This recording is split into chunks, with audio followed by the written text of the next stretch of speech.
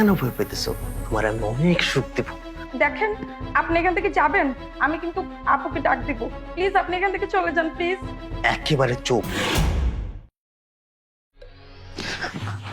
আরে আপনি এখানে কেন? কেন তুমি বুঝো না? তোমার একটু আদর করতেছি।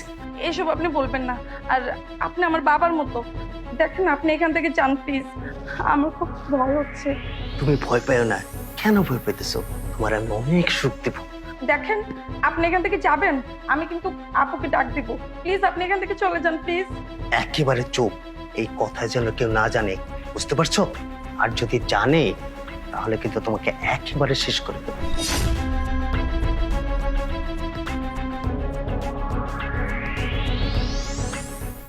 কি রে, কি হয়েছে তোর? এত কান্নাকাটি করতেছিস কেন? ব্যাপারটা আমাকে খুলে বল। আপু, আমার না অনেক ভয় লাগতেছে। আমি কোনোভাবেই নিজের বুঝাইতে পারতেছি না। কালকে রাতে আমি যখন ঘুমাইতেছিলাম, তো শ্বশুর এসে আমার গায়ে হাত দিছে, আমার অনেক খারাপ খারাপ কথা বলছে। ঠিক আছে, তুই মোটেও কান্নাকাটি করিস না, তুই চিন্তা নিস না, আমি ব্যাপারটা দেখতেছি।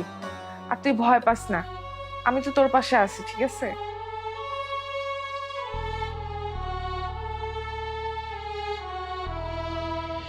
ছি বাবা ছি, আপনাদের আছে জঘন্য আর নিচু মনের, আমি ভাবতেও পারিনি। আপনাকে আমার বাবা ডাকতে ঘৃণা হচ্ছে, আর আপনি কিনা ঘরের ছেলের বউ ছোট বোনের সাথে এরকম বাজে কাজ করতে পারছেন। ছি, আপনাকে না আমার মন থেকে বাবা ডাকতে অনেক কষ্ট হচ্ছে, আমি মানতে পারছি না। ছি বাবা ছি, আমি আর কখনোই আপনাকে মন থেকে বাবা মানতে পারবো না। বৌমা, বৌমা তুমি আমাকে ক্ষমা করে দাও।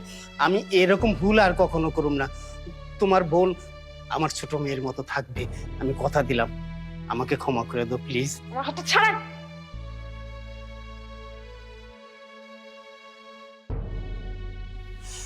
এটা আমি কি করলাম? আমার ইজ্জত সব চলে গেল। আমাদের এই ভিডিও যদি আপনাদের একটুও ভালো লাগে তাহলে অবশ্যই লাইক, কমেন্টস এবং শেয়ার করে সবার মাঝে ছড়িয়ে দিন।